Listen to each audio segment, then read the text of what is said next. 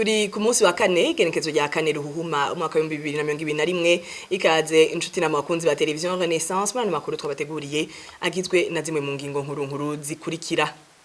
Ubwoba ni bwinshi mu makambi y'impunzi z'abarundi muri Tanzania aho ibitero bibandanya biba ubutegetsi bwa Tanzania nabwo bwihoreye. Urunani rw'abaharanira agateka kazi na muntu mu makambi y'impunzi ariyamiriza amabi abandanya akorerwa impunzi muri Tanzania. Ubwo runani rugasaba rushimitse kwishamwe HCR yo kwitwararika umutekano w'impunzi zose. Intahe ya Lydia Ininahazwe Sentamo yanditswe mu gitabo La Cicatrice bisigura inkovu kizofasha gusubiza hamwe abarundi imitima yabo yakomeretse. Murakurikira muri ano makuru Antoine Kaburahe ariwe arongoye ikigo casohoye ico gitabo. Ikaze mwidonido yano makuru. Ndasubiye kwa ikaze muri ano makuru. Hari umukenyezi yakomerekejwe mu ikambi ya Nduta mu gihugu ca Tanzania mu ijoro ryo kuri uyu wa kabiri hari mu gitero cagizwe n'abantu bitwaje ibigwanisho bateye muri village ya mbere bagana inzu yo kuri numero 88 y'umuryango wa Sambara Saidi yashoboye guhunga. Amakuru ava ngaho mu ikambi akavuga ko impunzi ziri mu bwoba bwinshi kubera ibitero biba muri iyo kambi, bagasaba ishirahamwe HCR mpuzamakungu kubakingira nk'impunzi. Bertrand Ngendakuriyo. Hari nk'igihe cy'isaha 7 z'ijoro aho impunzi zo mu mikambi ya Nduta zakangurwa n'amasasu. Cyari igitero c'abantu bitwaje ibigwanisho bari bateye muri zone ya mbere village ya mbere nyene. Sambara Saidi umudandaza wo muri iyo kambi niwe yaronegwa nk'uko amakuru ava muri iyo kamba bivuga. Saidi akaba yarashoboye guhunga arabasiga. Umukenyezi wiwe niwe basanze mu nzu baramukubita cyane, bariba ibintu vyo mu nzu harimo amatelefone n'amafaranga ataramenyekana igitigiri. Impunzi zo muri iyo kambi zivuga ko muri iki gihe bari mu bwoba bwinshi, bagasaba ishirahamwe makungu gitaye impunzi ya HCR kubakingira mu gihe babona ko leta ya Tanzania itakibitayeho. Ku makuru ava Induta, Saidi akaba yahungiye kuri uno wa kane mu gipolisi cyahinduta kubera ubwoba bw'ico gitero, mu gihe umukenyezi wiwe nawe ariko aravurirwa kwa muganga.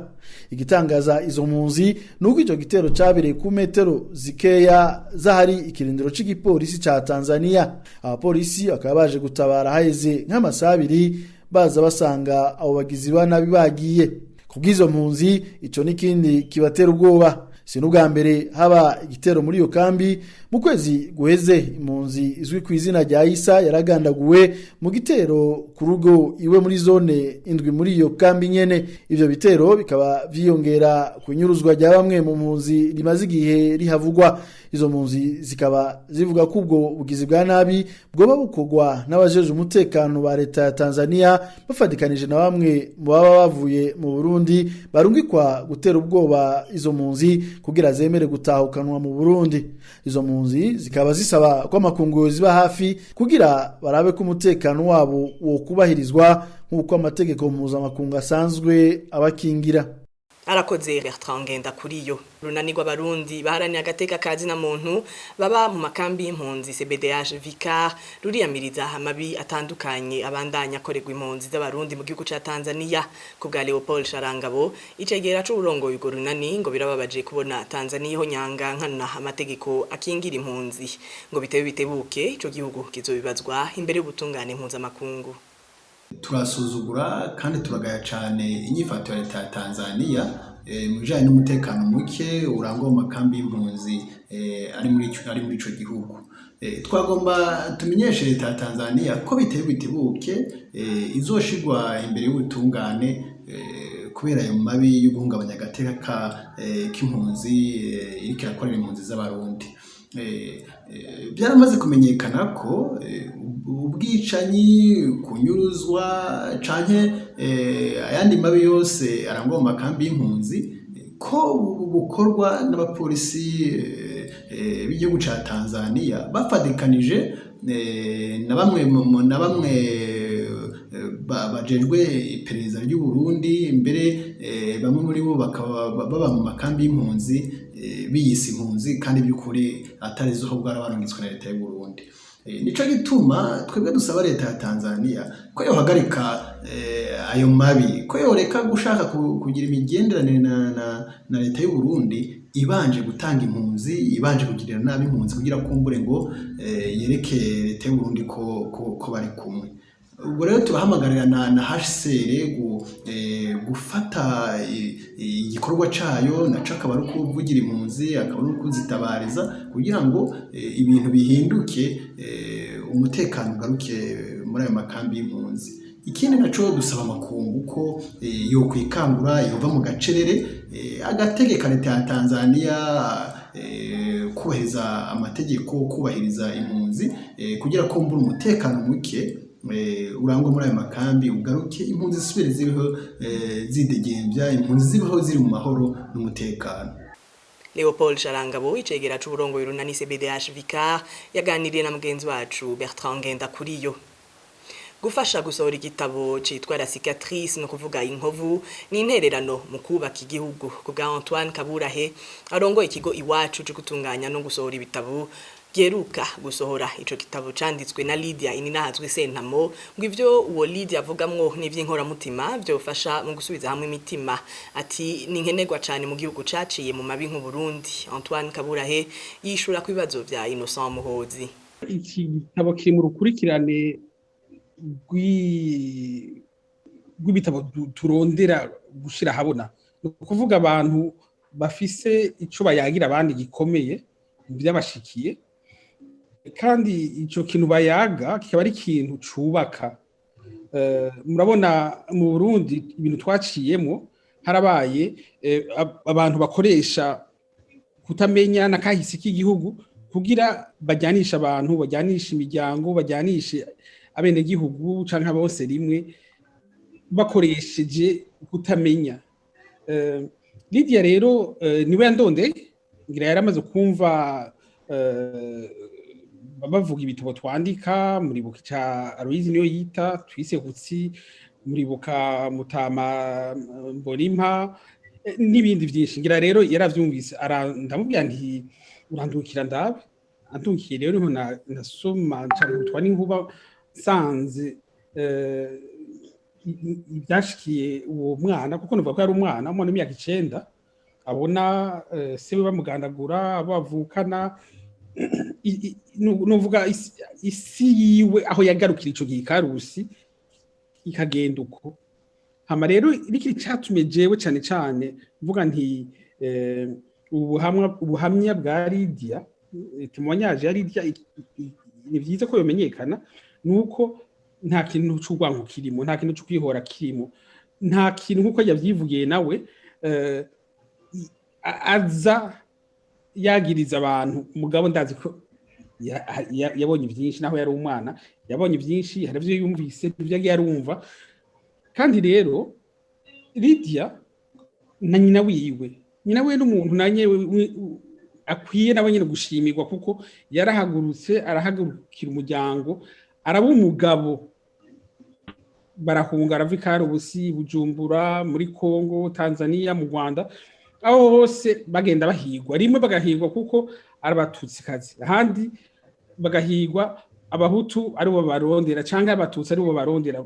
Byerekana yuko umuntu yagombye kwa mubi bitaraba ubwoko, si ubwoko bw'ibyica, ni murazi biravugwa cyane, ni systeme, ni ingene, ni ideology niyo yica. Barahizwe n'abahutu, barahigwa n'abatutsi. Nkaba rero nifuza yuko abantu bogisoma bakagikuramo isomo ikomeye cyane yo gushobora kurekuranira umuntu mbwa yavuze. Ikindi ari umugani sinzi ko bava ndaguca neza, bava ngo utaramunda ugatarura ibibozi. Nibaza rero yuko Lydia yarigiriye neza mu kuvuga ivyiwe, mbwa agiyegiriye neza n'abarundi, kandi Lydia nibaza ko ari benshi, Lydia ni benshi cyane. Reka rero abakarorero, hama n'abandi baba bafise mwe nizo témoignage tuzobakira, ariko bafasha kwandika nico tubereyeho kugira igihugu cyacu gikire. Izo nkovu abantu bagende batazinyegeje, kwera nuko ayivuga ati kera narayinyegeze iyo nkovu, mugabo warayishira habona. Ukuvuga ko yiyakiriye kumubasikiye bayivuga muri ino myaka. Umuntu yokironka hehe ego casohotse ejo ubu rero kubera ubuhinga ngurukana bumenyi ejo zari tariki zingahe aho cyasohoka kuvuga itariki 27 okay no musi 29 ni hirya y'ino casohoka kubera ubuhinga ngurukana bumenyi bwateye imbere umuntu ashobora kukironka kuri Amazon duhava twivuga mu kanya kuri Twitter hama rero arashobora kukironka aciye kuri site yacu hama turiko turiyungunganya rero kugira ngo tukirunke ni Burundi abarundi aho bari bose arabari mu Burundi abari hakurya y'amazi Amerika n'ahandi bakironke bagisome kuko ni igitabo gikwiye gusomwa. Amakuru twabateguriye arabandanya inyuma ya kano kamo kumuhari inamahoro.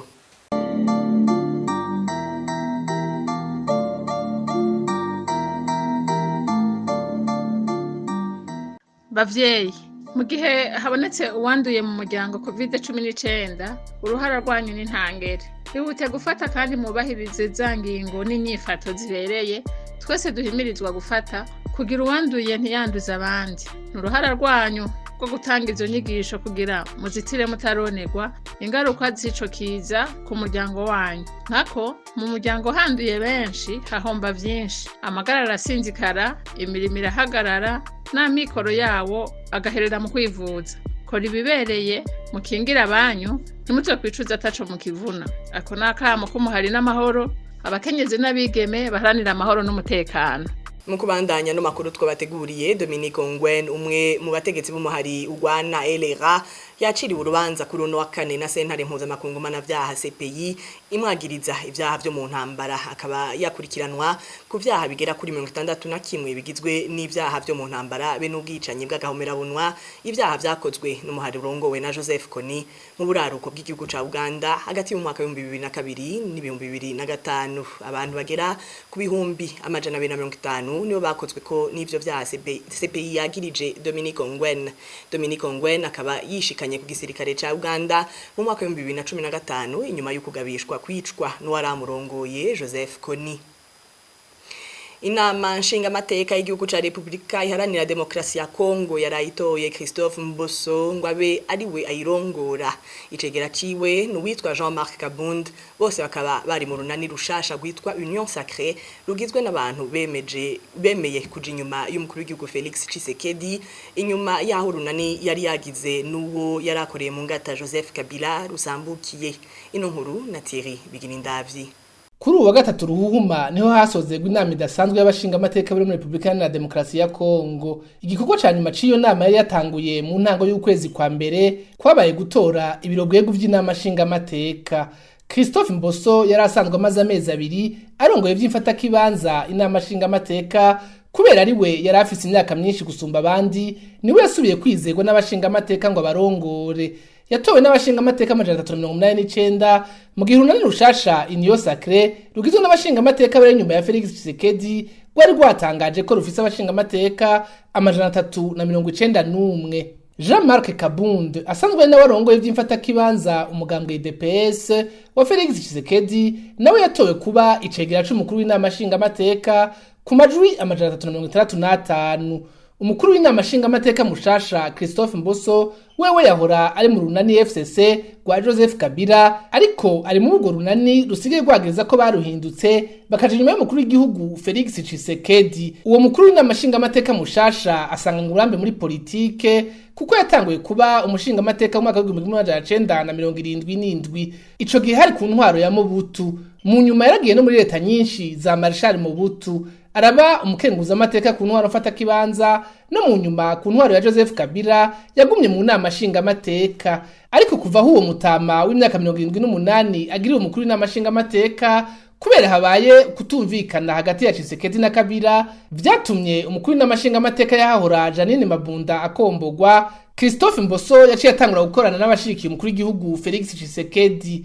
Christophe Mboso yaranafashije cyane mu gukombora leta ya Sylvestre Irunkamba yahora ari umushikiranganje wa mbere yakuwe azira ko yegereye cyane Joseph Kabila. n'icegera ca mbere c'umukuru n'amashinga amateka Jean-Marc Kabund asanzwe amenyerewe cyane muri politike kuko asanzwe ari nawe aramutswa vy'imfata kibanza umugambwe UDPS wa Etienne Tshisekedi se w'umukuru w'igihugu Felix Tshisekedi. No muri ico kibanza yatowemo naco nyene yarakizi kuko yari yakigiyemwo mu ntango y'ubutegetsi bwa Tshisekedi, ariko aja gukugwa n'abashinga amateka bashike Joseph Kabila muri Rusama umwaka wa 2020. Benshi imbere mu bashinga amateka bo muri Kongo bakabona ko ariwe mbere vy'ukuri azobasa n'uramutswa inama ashinga amateka. Narakoze Thierry Bigirindavyi. Hano makuru twabateguriye tuyahereze ku nkino z'umupira w'amaguru. Imigwi izotana mu mitwe mu rukino rwa nyuma rw'amahiganwa y'ibihugu vya Afrika CHAN. Iyo migwi ni Mali na Maroc izokinira muri Yaounde mu gihugu ca Cameroon ku munsi w'Imana uza. Umugwi wa Mali watsinze ku munsi wa gatatu wa Guinea biwugoye, urukino rwaheza atawutsinze uwundi bakaba batandukanijwe n'amapenalty aho Mali yatsinze 5-4 vya Guinea, ariko Maroc yo yikuye Cameroon bitayigoye ikaba yayitsinze ibitsindo 4-0. Aha ni naho amakuru twabateguriye agarukiye. Twaba tubashimiye mwebwe mwese mwakurikiye, twabamenyesha ko mushobora kuyasanga ku mihora yacu ya Facebook na YouTube no ku buhinga ngurukana bumenyi kuri site web telerenaissance.org. Ndakengurukiye bagenzanje bafashije kuyatororokanya naho ubutaha.